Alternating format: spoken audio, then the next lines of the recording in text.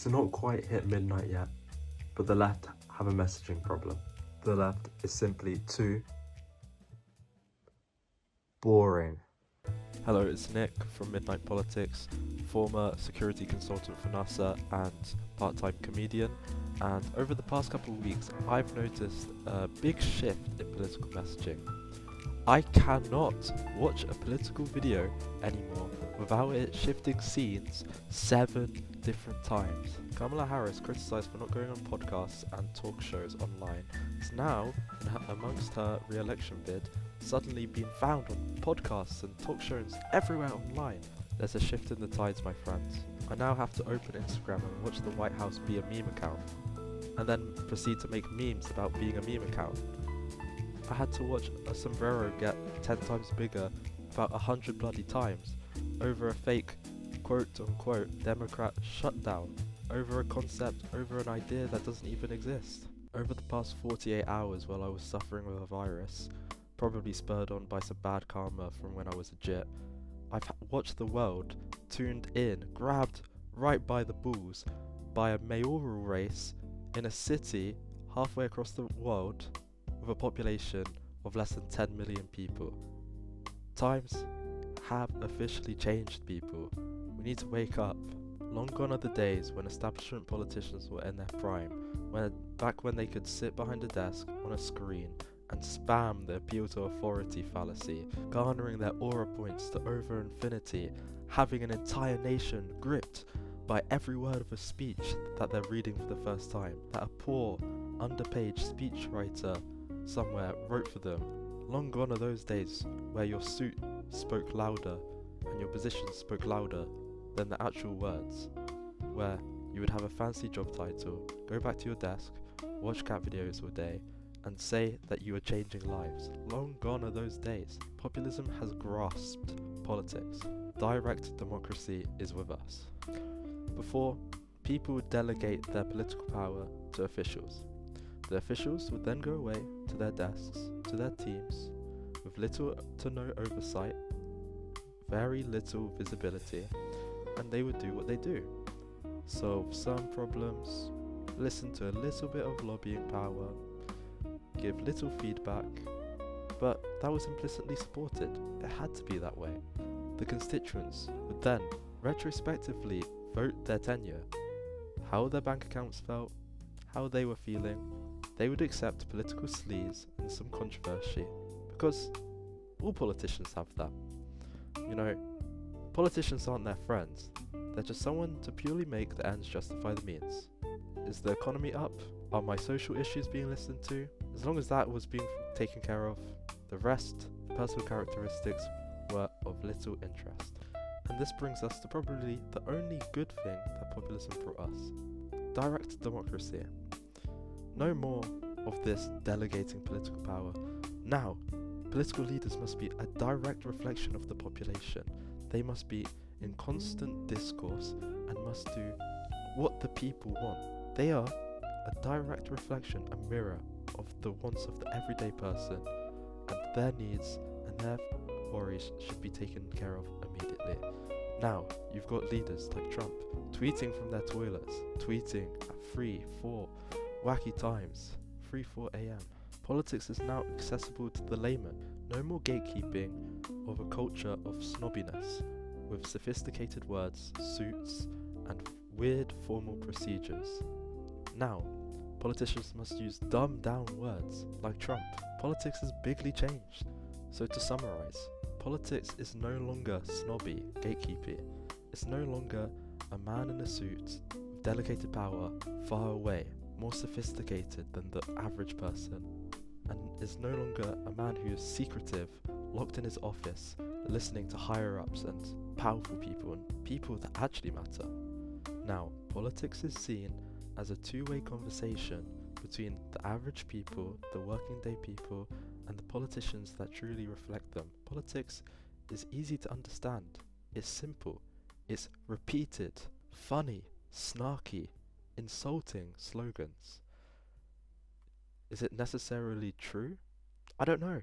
I haven't had enough time to research that X Twitter headline. But politics is quicker, it's dumbed down, it's easier to understand, is consolidated. And that brings us to Zoran Mamdani. Mamdani represents a new generation, an elite politician that follows and executes political trends with precision, with ruthlessness. He is top tier. The way Ilia Topuria represents a new generation of MMA, with grappling, with wrestling, being a complete fighter in all accounts. You either get with the times, master them and become the best, or you fall out with the trends and die. Zoran Mamdani is an elite politician. Here are 5 ways that Zoran Mamdani executes the current political trends expertly. Zoran has the best use of social media out of any politician in the world.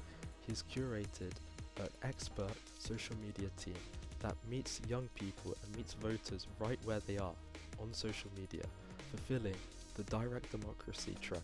Zoran gets his policies and his personality efficiently through interesting, snappy, short TikTok and social media videos. Short enough and snappy enough and entertaining enough to keep the attention of a TikTok brain generation. He changes settings several times throughout the videos. He changes tone, he changes voice.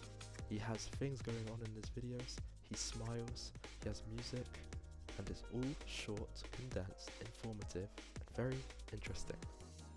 Secondly, Zoran has a very likeable character and personality.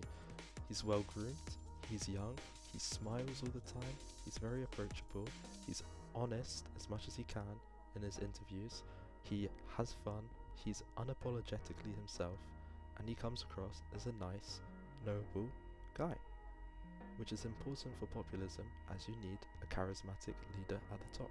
This leader must also be relatable, representing the everyday person, and Zoran does this remarkably well. The way Zoran presents himself, he could very well be the person that we all know in our everyday lives.